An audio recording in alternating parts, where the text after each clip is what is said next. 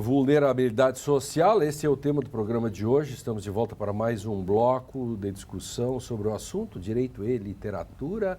O que a literatura pode nos ajudar, nós já discutimos aqui três possibilidades, 3 livros importantes e que vai nos proporcionando um approach com relação ao que é vulnerabilidade. Eu levantava a pergunta antes, eu queria que o Drayton tecesse, né?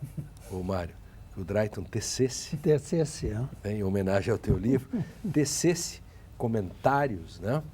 Sobre essa questão do diante da lei, de depender do outro, e quando a própria lei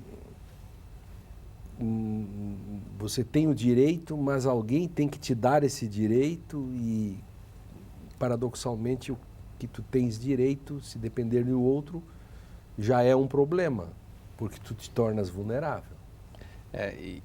E especialmente quando eu me encontro nessa situação daquele que depende da prestação jurisdicional. Isso. Aí tudo muda. Quando, por exemplo, eu me encontro na situação de réu, aí eu começo a querer regramentos mais seguros. 2 elementos as quais eu chamaria atenção para certitude, isto é, a certeza, não viver na era da incerteza, e a securitas, a segurança. Quando eu me encontro nessa situação de vulnerável, vamos dizer assim, do ponto de vista em relação à lei, em relação ao judiciário, aí eu quero buscar segurança e certeza. Eu não quero operar com a era da incerteza ou era da insegurança, tempos líquidos. Não, eu quero coisas sólidas. Agora, até um colega disse, nem é mais tempo líquido, é gasoso, não chega nem a ficar líquido. Então, e numa situação em que a subjetividade tem um espaço muito amplo de ação, nessa mesma medida, aumenta a insegurança e a incerteza. E a vulnerabilidade. E eu me torno mais vulnerável. Porque eu tenho que poder estar em condições de poder, de alguma forma, prever o que vai acontecer comigo. Perfeito. E não, por exemplo, eu não posso querer que uma sentença que me condena seja fruto de um Ctrl-C, Ctrl-V. Perfeito. A pessoa lá se enganou e a sentença não foi absolutória, mas condenatória, porque copiaram errado de um outro lugar. Ou quando o argumento for no sentido de que se você botar um não na frente, não muda nada. Um pouco do que os neopositivistas faziam como critério semântico de sentido. Se você botar um não, os doentes se apaixonam. Se você disser os doentes não se apaixonam, a diferença faz doentes não existe. Então, esse é um problema que se serve para qualquer lado nenhum. É que a Drayton se permite, me parece que essa situação dessa operação no arbitrário da opinião subjetiva, ela remete a uma coisa bem importante de a gente explicitar. Lacan fala que a criança ela está exposta de saída a um dito primeiro, que legisla, que legifera e que é uma obscura autoridade. Esse dito primeiro é o dito materno. Né? E aí Freud, o pano de fundo é Freud, né? Que Freud fala que a criança ela está entre a intuição, a sensibilidade do outro materno e a dimensão geistlich, espiritual, do pai. Né? E que a cultura, a civilização, ela implica uma passagem dessa intuição sensível para uma dimensão que ele chama espiritual. Né? O que quer dizer isso? Ora, esse dito primeiro, ele opera intuitivamente. Ele não dá razões. Né? Ele não implica uma reflexão. Ao passo que o lado paterno implica que passe por um crivo de reflexão. Né? Então, me parece que essa situação é uma espécie de volta a essa obscura autoridade, é uma autoridade obscura, que se orienta por essa subjetividade que é pura intuição, é uma intuição sem conceito. Né? Uhum. E isso é terrível, porque isso cai sobre um arbítrio destruidor. Né? Vamos dizer assim,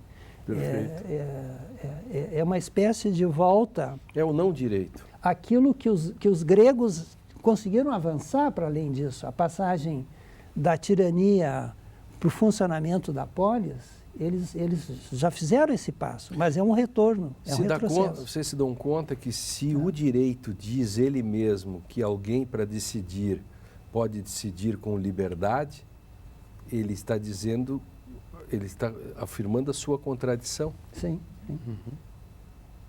Então, um dispositivo que diz que o juiz tem livre convencimento não é direito. Porque é uma autodestruição do direito. É uma direito. Autodestruição do discurso. É um discurso sem limites, sem contornos, vamos dizer assim, né? Sim. Sim. Esse espaço decisório ele tem que ter um quadro referencial, vamos dizer assim, um Rahmen, e tem que ter limites, né? Um build. Não pode ser algo desmedido. Não pode ser o caso da desmedida, né? A desmedida. A vulnerabilidade é da ordem da desmedida. Perfeito. Porque aí não se trata, né, de estar diante da lei, mas estar diante de um sujeito que está acima da lei. Autorizado pela própria lei. Exato. Sim. Né?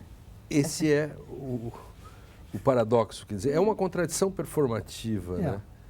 Que o paradoxo são coisas sobre as quais a gente não pode decidir, né? Então, alguém da teoria do sistema, se o Leonel estivesse aí, poderia falar da autopoiese, que é o modo de falar sobre os paradoxos, que são modos de falar sobre contradições performativas, né? Sem dúvida. Sim. Mas então, o que nós achamos sobre os grupos vulneráveis, por exemplo, dentro de uma dada sociedade?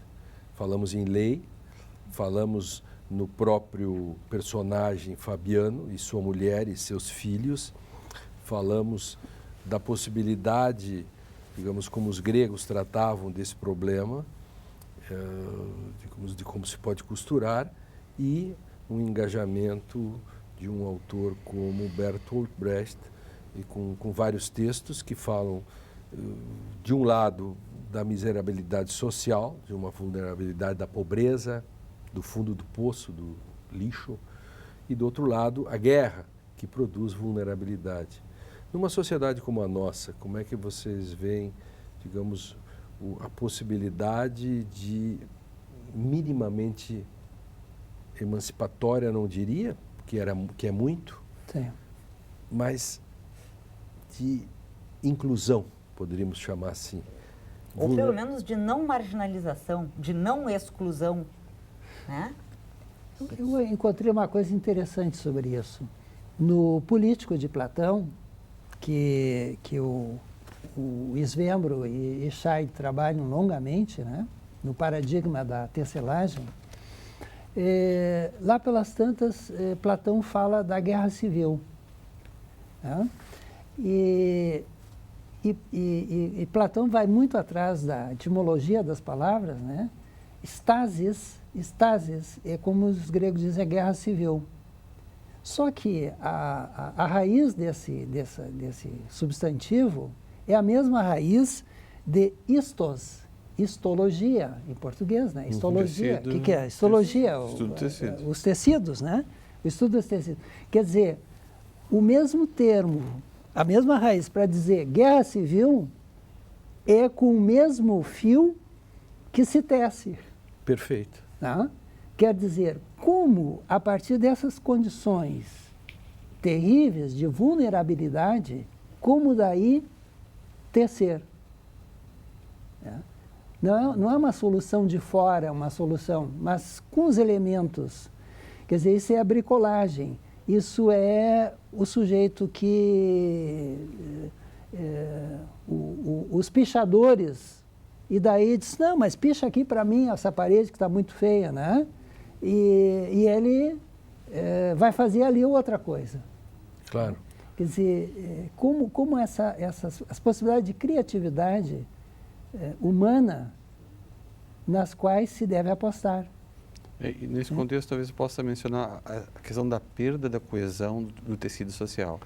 Porque o Lênin mencionou grupos mais vulneráveis. Mais vulneráveis. Com certeza, há grupos que são mais vulneráveis.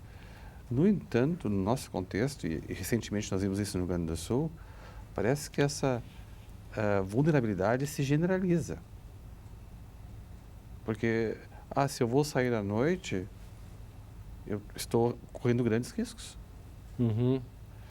Eu estou cada vez mais vulnerável. Posso estar num ponto de ônibus esperando a condução e, devido a uma chacina como aconteceu esses dias aqui perto de Porto Alegre, em Canoas, uma pessoa que está esperando o ônibus para ir para o trabalho, uma professora, é assassinada. Pode não ser, mas estar. Eu não sou, mas posso estar. Isso me faz lembrar... Me tornar. Uhum. Sim.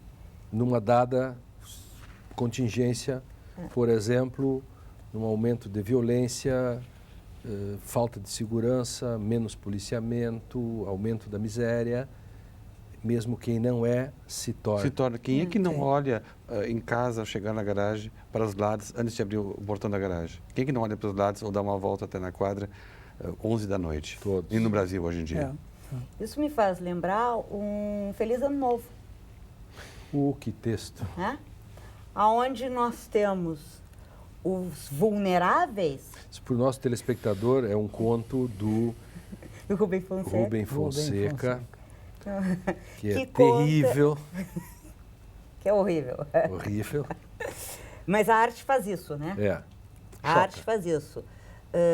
Trata de coisas terríveis, no caso desse conto, com uma linguagem curta, com uma linguagem seca, com uma série de palavrões, né? Mas é uma representação bastante fiel que nos comove. Né? Então, o que nós temos? Nós temos 3 sujeitos miseráveis, de uma classe econômica muito baixa, que invadem uma casa na festa de Ano Novo.